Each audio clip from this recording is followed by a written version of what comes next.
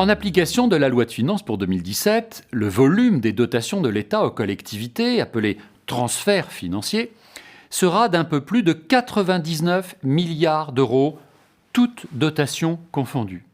Il s'agit là du deuxième poste budgétaire de l'État, après l'éducation nationale et l'enseignement supérieur. La principale d'entre elles, en volume de crédit, est la dotation globale de fonctionnement, qui représente à elle seule presque un tiers des crédits annuels de l'enveloppe. La classification de toutes ces dotations dépend de l'approche retenue. Il existe 3 approches possibles. Une approche stratégique et politique, une approche budgétaire et une approche comptable. Concernant tout d'abord l'approche stratégique et politique, cette approche vise à classer les dotations de l'État en plusieurs catégories, dépendant chacune de la stratégie avec laquelle l'État va associer le budget des collectivités à sa propre politique financière. Parmi les dotations classées selon cette approche, on trouve tout d'abord les dotations de péréquation. Ces dotations de péréquation visent la solidarité financière, visent l'équilibre des richesses. Parmi ces dotations de péréquation, nous avons la DGF fraction péréquation des communes, parmi lesquelles figurent la dotation de solidarité urbaine, la dotation de solidarité rurale, la dotation nationale de péréquation. Pour les départements, nous avons la DFM, la dotation de fonctionnement minimale, la dotation de péréquation urbaine. Nous avons également la DGF intercommunalité. Dans ces dotations, on trouve également, à côté des dotations de péréquation, les dotations incitation. Ces dotations visent à encourager les collectivités territoriales dans un domaine donné. En matière d'investissement, nous trouvons la dotation d'équipement des territoires ruraux, nous trouvons le FCTVA, nous trouvons la dotation intercommunalité.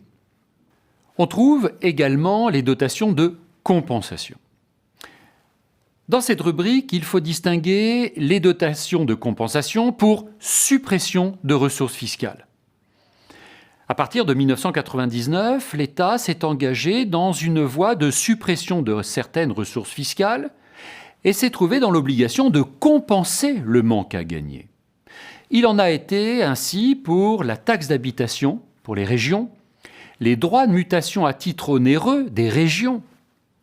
Lorsque l'État a supprimé la vignette automobile, qui était une ressource qui bénéficiait aux départements, l'État a dû compenser par une dotation de compensation de la vignette. Nous trouvons la dotation de compensation par salaire, la dotation de compensation de réforme de la taxe professionnelle. On trouve également les dotations pour accroissement des charges. En raison, en effet, de transferts de compétences de l'État vers les collectivités, l'État a dû compenser cet accroissement de dépenses par un reversement de dotation.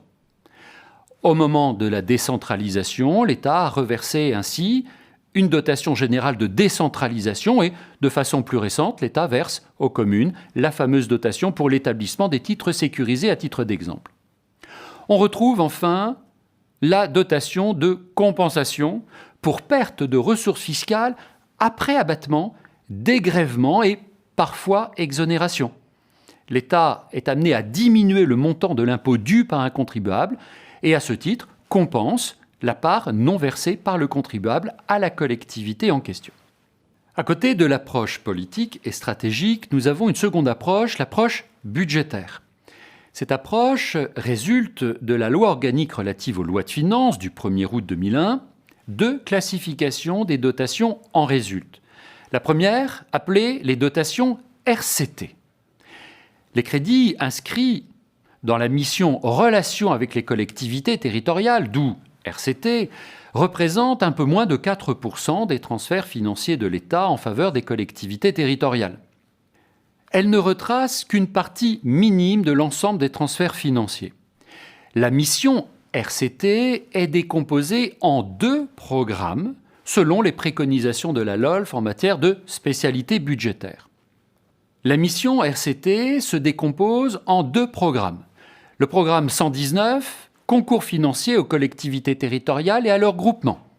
Le programme 122, concours spécifiques et administration. La mission RCT se compose à 90% de 4 dotations principales.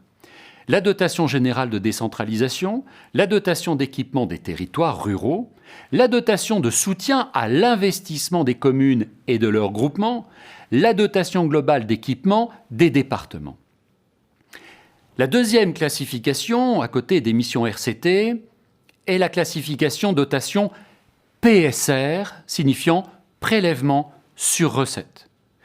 Les dotations inscrites dans la mission Relations de l'État sont toutes les dotations qui ne sont pas inscrites dans les dotations PSR. Il s'agit donc de l'enveloppe la plus importante de dotation de l'État aux collectivités territoriales.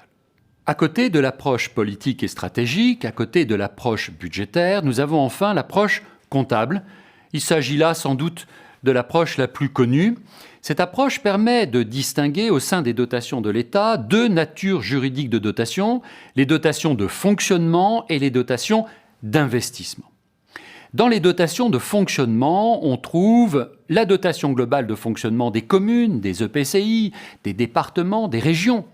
On trouve notamment la dotation de solidarité rurale, la dotation de solidarité urbaine, la dotation de fonctionnement minimale, la dotation de péréquation urbaine, ainsi que toutes les dotations visant la compensation de l'État aux collectivités locales pour perte de ressources ou accroissement de charges. On trouve également les dotations ponctuelles d'aide aux collectivités en situation financière délicate. À côté des dotations de fonctionnement, on retrouve les dotations d'investissement. Dans ces dotations d'investissement, nous trouvons les dotations liées au fonds de compensation de taxes sur la valeur ajoutée, la dotation globale d'équipement des départements, la dotation d'équipement des territoires ruraux, la dotation de soutien à l'investissement, la dotation pour la ville, les 2 dotations également d'investissement exceptionnelles pour les départements et les régions inscrites dans la loi de finances pour 2017.